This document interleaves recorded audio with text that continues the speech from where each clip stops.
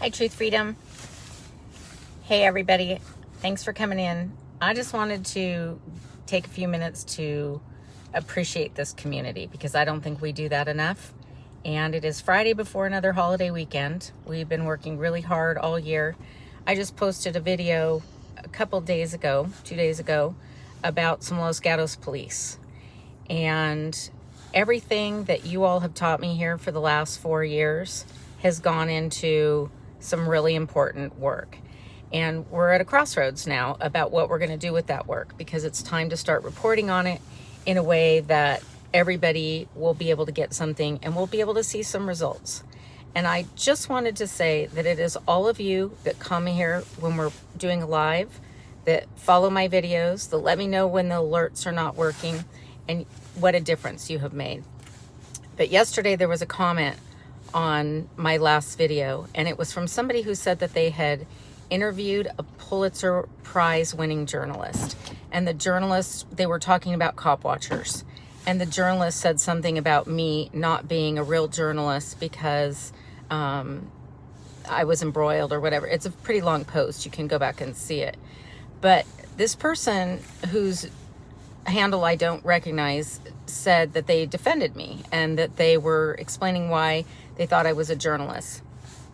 And I just want to say that when I met San Joaquin Valley Transparency and Tulare Cop Watch and everybody in Sacramento 4 years ago, believe it or not, that was 4 years ago, it struck me that they were journalists. They were doing what mainstream media journalists won't do.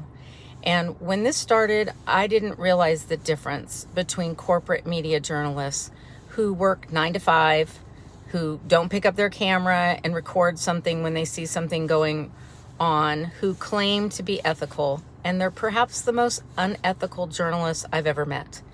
It was those Pulitzer Prize winning journalists from the San Jose Mercury that sat in a confidential secret judge club that we exposed last year. And I've reported on it, I've done videos, I have written about it, and to me it's the most horrifying thing I can think of in the First Amendment, because these journalists sat with judges, they ate lunches that taxpayers paid for, or dinners, they gave talks off record, and we don't get to know what was said.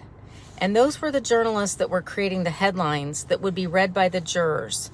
They were creating the news articles that would sway elections and juries.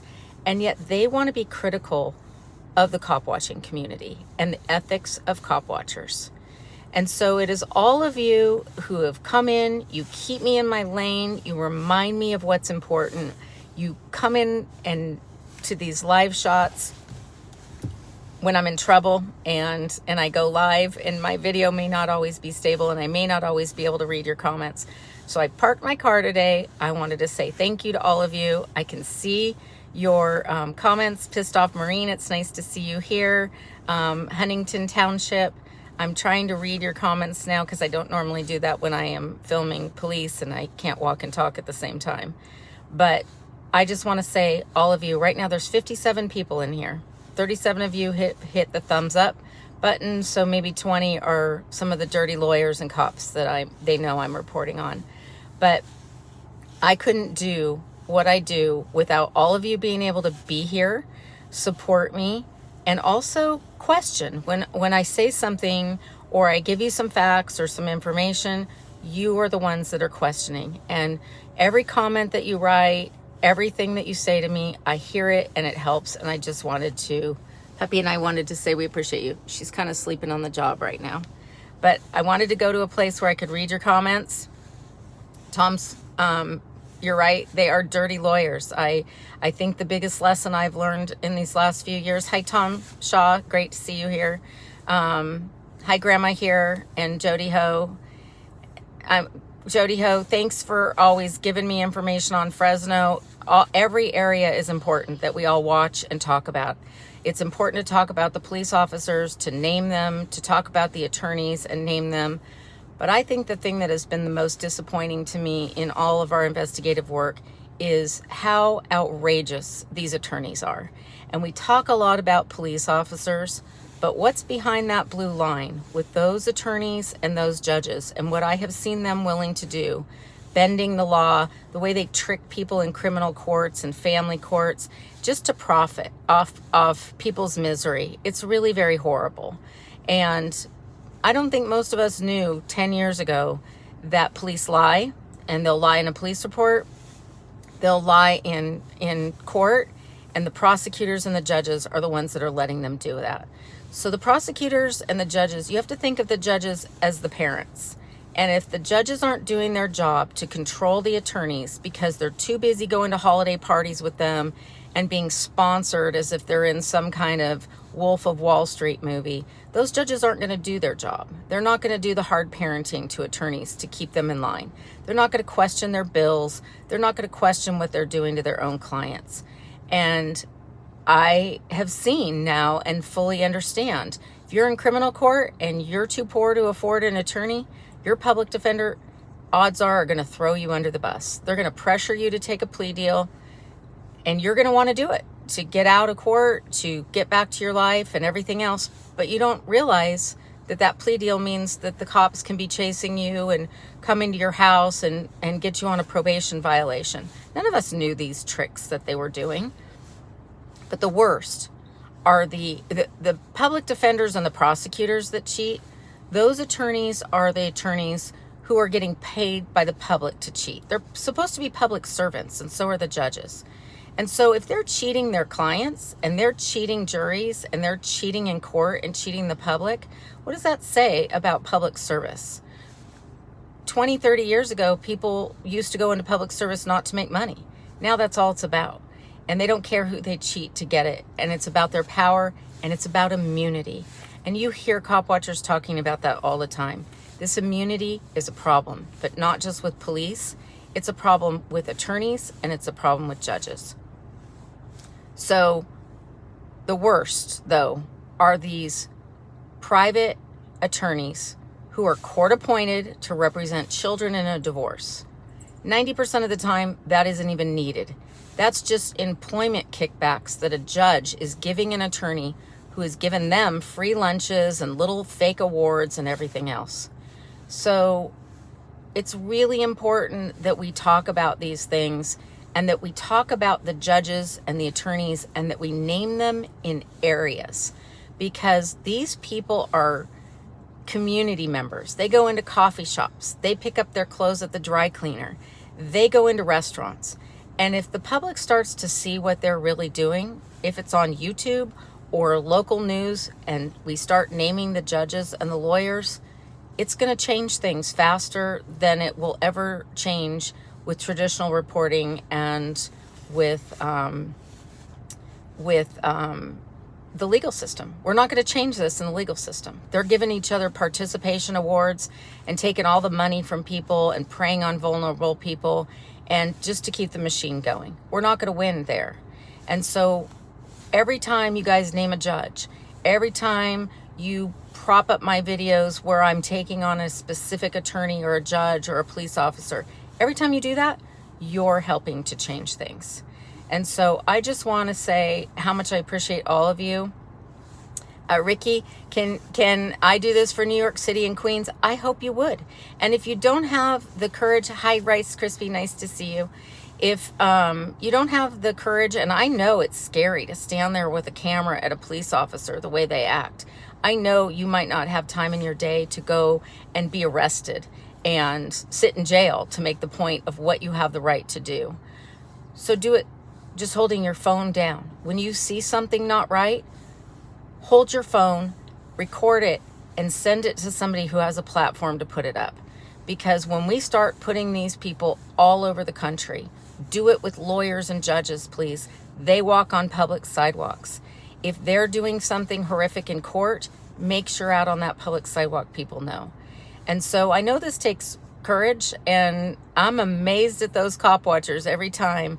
I think to myself, they go out and they hold their ground. Whatever their style guide is for their channel, if it's not giving ID, not answering questions, whatever it is, those guys are the real journalists. Those are the bravest people I have ever met in journalism. And so to the person who defended me with the Pulitzer-winning prize journalist the other day, I just want you to know, whoever you were talking to, They probably are paid by the union. They probably have health care. They probably work 9 to 5. And they also have someone telling them what they can say and what they can't. And that is not journalism. Journalism is cop watchers. And sometimes they curse, and sometimes they say things we don't want them to say. And we cringe and we worry they're going to get arrested, or we could even be offended. But what they are doing is the most important thing for First Amendment activity and protecting the First Amendment. And I know we talk a lot about the Second Amendment in the media and on social media, but the First Amendment really must be protected, because if we can't talk about the Second Amendment, the Third, the Fourth, the Fifth, the 14th, and all of them, then we're done. We have to protect the First Amendment. And that means all journalism. Cop watchers, the Pulitzer Prize winning journalists, everybody. And so I just want to thank all of you. When you make a comment, you are helping that. And we have to do that. This is how critical it is. We've done it with cop watching, and things are changing. Police officers know they have to be nicer. I think more civil rights attorneys are coming on board, not as many as should. And I adore the ones that I watch, but there's not enough of them to go around. We need more civil rights attorneys, and we need them protecting cop watchers, not just big mainstream corporate journalists and publishers like the New York Times. And yes, Eyes on the State, always record the police, but always record lawyers and judges. And if you don't have, and public officials, your mayors, your school board directors, if they're out on the street doing something that is really bad that they're able to cover up when they're in a public meeting, film them and get them to get it somewhere where it's going to be seen.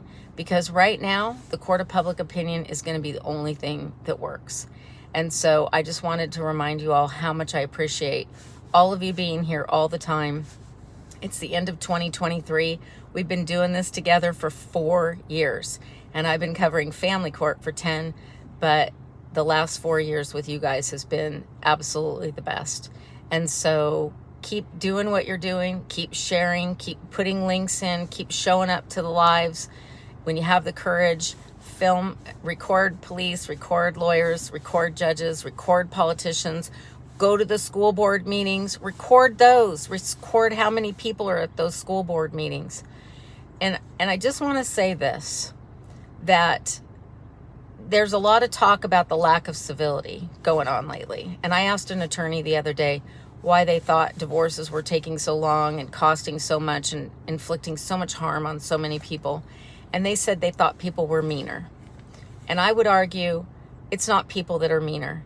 It's people who become employed with the government and get immunity and get an entitlement syndrome and don't think that they have to treat the public that they serve with respect, or that they don't have to follow the law because it's never enforced.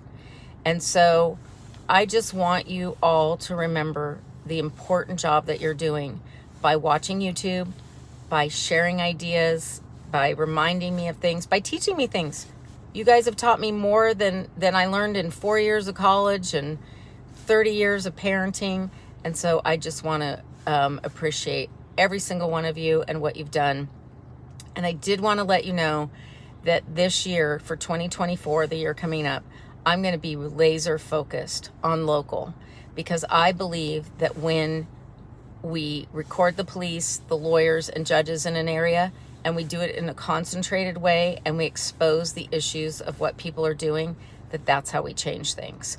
And I think it's important to record everybody, but I think that concentrated local pressure is really important. And you guys help me do it, because when a local community knows that they're doing something that is seen in Alabama, in Indiana, in Florida, they're going to change.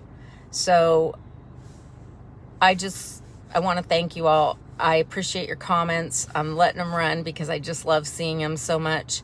I know I'm not responding to everything, but Eyes on the State, learning is never ending. We are all learning from each other.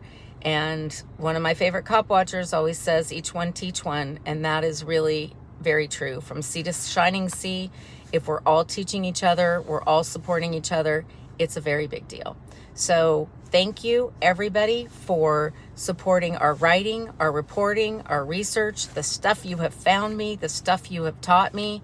And know that in 2024, we're going to focus on this on a very laser local level, because in my opinion, of everything I've ever investigated, that secret judge club that was run in Santa Clara County, where they invited the journalists they wanted to come and then gave them Pulitzer prizes, and that's not even real journalism if you don't have all journalists looking at the same situation. That to me was the greatest assault on the First Amendment. And so I am going to double down, and I'm going to report on, I'm going to investigate, and I'm going to concentrate on what it means when you chill speech, interfere with the First Amendment for 30 years in Santa Clara County, as it becomes the heart of Silicon Valley and probably one of the most important places in the world. So that's what I'm going to be doing in 2024. I hope you guys will stick with me when I do, because chilling speech, obstructing First Amendment rights is the most dangerous thing we can do in our democracy. So the other thing that I want to say is, please, every single day, think about your First Amendment rights, how to exercise them and how to protect them. Whether it is speaking or receiving information, that's done under your First Amendment rights. And all First Amendment rights come with risk when we try to protect them. If we say something somebody doesn't like, we may lose that person on our channels or as a friend or as a family member. But expressing your opinion and your views and your ideas is the most protected speech there is. Political speech is also protected, and I will always protect your right to say what you want to say, because that to me is the foundation of the First Amendment. So Mike Webb, when you're talking about how First Amendment auditors and cop watchers sometimes act in a way that is offensive to some people, and they, somebody mentioned that they act like gang members or whatever. The biggest gang members I've ever seen are these attorneys. They may wear fancy suits, they may carry bar cards, and they may act polite when they're in court, but I have never seen worse gang members. And I lived in Gilroy for 30 years, where there are huge gang issues. Nobody ever treated other people the way these attorneys do in Silicon Valley. So when we call somebody gang members or mobsters, just remember, these attorneys, especially criminal prosecutors, government attorneys, county counsel, the attorneys that are advising the politicians and really working as risk management against the people, those attorneys are the biggest gangsters of all. And police officers, the culture that they have in their department, we can see it on the street, and we need to start calling it out. So just remember that gang members and people who are doing bad things to other people don't always look like we might think that they look like, because I've seen a lot of them making a lot of money, millions of dollars off the backs of families, and those people are absolutely the biggest gangsters I've ever seen. That secret bar bench media police committee, that absolutely was the biggest gang. They said, one of the judges, Judge Geffen, said, "Oh, we weren't talking about cases." First of all, I didn't realize that when you got a bar card, you actually got dumber.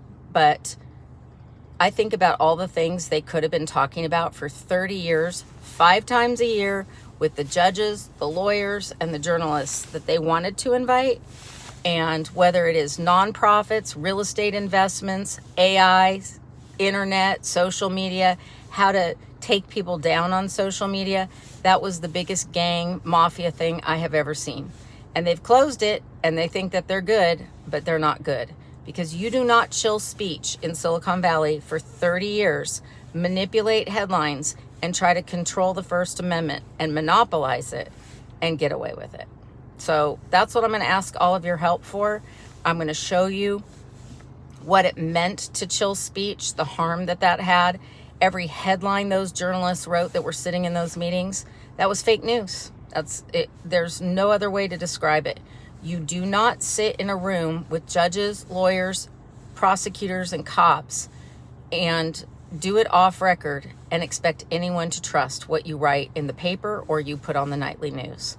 So it may sound like a broken record, but that's what we're going to do, is we're going to talk about what 30 years of chilling speech looked like and what it did here in Silicon Valley, and the impact on police departments, on the courts, and on the news. And I can't think of any better way to do it than this group right here, because you are the smartest people I've ever met in my life. And you make being a journalist, or a citizen journalist, or a self-proclaimed journalist, or whatever you want to tag everybody, you make it worth it. So thanks, you guys, and I just wanted to wish you Happy New Year. Thanks for watching my videos for the last 4 years. Thanks for supporting what we're doing, and hold on tight, because we're about to go some hardcore investigative reporting, and we're going to call people out name by name and face by face. So I'm going to shut it off. I'm going to let your comments keep going for a little bit. I'm glad you guys are all talking to each other, and I love this community more than you'll ever know. So thank you guys. Thanks for the support. Thanks for just always keeping it positive, for really always supporting everybody who does this work, because it is not easy. And I appreciate everyone who has ever done it, tried it, or supported it. And yes, thank you. Smash the like button. You guys gave me 135 people and 155 likes right now, and that's great. So I just wanted to say Happy New Year. Thank you again, and let you know what we're going to be doing in 2024 to our First Amendment auditing community. Mike Gill, you are getting a lot of playtime in these comments. I'm going to go back and read them in a little bit. Thank you, everybody. Thanks, everybody, for coming in. It is 12:06 on the Friday before New Year's weekend, and I hope you're going to have fun. I hope you're going to be safe. But I also hope you're going to film some cops that are out getting their overtime. And if you see any of those lawyers and judges in any of those bars or party places this weekend, don't forget to record them, because I could use that video. Especially if you happen to be in the Santa Cruz, Santa Clara, or Monterey, or Gilroy, or any area around here. Kern County. I hope we get to see what those guys are doing down there. And if you happen to be in Tahoe, that's where a lot of them go, don't forget to shoot me some video. And free Eric Brandt. I love that you guys are always saying that, because someday when Eric gets out, he's going to realize how much support he had, and how people kept trying to keep him in the conversation as we moved on. So thank you guys for your kind comments, and don't forget, I don't mind when you question what I'm doing too, and hold me accountable, because I always want to make sure the most important thing with all of us is trust. So thank you. Mike Webb, absolutely Modesto. If you guys are in the Modesto area, I have a lot of cases right now down in Kern County. It's ironic, but we know San Joaquin Valley Transparency, and a lot of people are down in San Joaquin Valley and Bakersfield and Kern County. But there's some really bad stuff going on with private judging in the family courts there. So I want to give a shout out to Judge Susan Gill, who wrote a bar bench book. And I'm going to try to go live a little more in 2024, just to have these little talks about things that I'm seeing this week, so it doesn't all build up. But Judge Susan Gill wrote this book for judges it's called a bench book, and it's supposed to give judges a guidance about how they're supposed to act in court. And if they're ever on the fence about what they're supposed to do, it's supposed to just guide them. And it's a universal book that's given to all the judges. So this Susan Gill wrote this book, and yet when it came time to her judges being held accountable for being ethical, she didn't quite step up to do that. So we need to make sure our judges aren't just talking the talk, but they're walking the walk. And I'm going to continue to do that. I'm going to continue to push not only public court judges, but I'm also going to push these private judges, because private judging is the biggest sham in our legal system. Those are just attorneys who are grabbing money and not doing anything, but they have immunity and the power to issue court orders without ever getting elected. And that's starting up down in Kern County. So I know it's spreading, and I know it's a problem. And when it breaches California, you guys are all going to be in trouble. So we need to keep reporting on private judging, arbitrations, and the little tricks that the lawyers play on everybody. So we're going to be doing that more in 2024. And one thing that I did want to tell you why I have this live going is I got some records requests from the town of Los Gatos this week. And it was probably one of the most disturbing records requests since the bar bench records. It was a stream of emails with the through the town mayors, the police chief, the elected officials, the public employees. And I have to go back and look at all the names, but they decided there was this woman they called the Lavender Lady that they didn't like. And she was a little conservative, and Los Gatos tends to be a little more heavily a liberal area, very educated, very wealthy area. And they started talking about this woman in 2004, and the police followed her when she was putting flyers out and took her flyers down. The code enforcement checked to see if she was renting rooms in her house. They got a restraining order against her to make her call in before she was going to go to the library. And I was reading these emails, and these public employees making public money were literally mocking this woman. And I don't care what her politics are. I don't care what she was doing. And even if she did have mental health issues, she owned a very expensive house in Los Gatos. She was entitled to be treated the same way as everybody else. And they bullied her. I've just never, talk about gang. I've never seen anything like it in my life. And she was called the Lavender Lady. And one of the emails, I'll post it in my community section later. But one of the emails, one of the public employees said, "Oh, she's the next Postal, ha ha ha." So they really bullied this woman, and then they had a march, their little fake hate march. And I thought, oh, why are you marching about hate? Shouldn't that just be self-evident? And the district attorney, Jeff Rosen, the corrupt SOB, he came and he took pictures of the crowd, and he was so supportive of everybody doing this hate march against this woman. And they started bullying her 20 years before that hate march. They were the most hateful people, and that was coming from our government. That was pure retaliation. So what was interesting was then the lady goes and gets a restraining order against her neighbor, and one of the judges who had never been to the bar bench, probably wasn't in on the little get down scam, granted her the restraining order. And she was representing herself, and the neighbor was represented by that scandalous divorce attorney, Nicole Ford, and they lost. So Nicole Ford sits on all these government bodies, being the big liaison about victims of domestic violence, but she's representing some of the worst bullies and some of the worst abusers. Legal abuse is an issue. Legal abuse means attorneys, police officers, and judges putting people in court, keeping them in court, not informing them, violating their rights, tricking them to keep their system going, to keep their paycheck going. So I'm going to be reporting on that this year, and about how these police officers in Los Gatos just literally were the biggest bullies I have ever seen.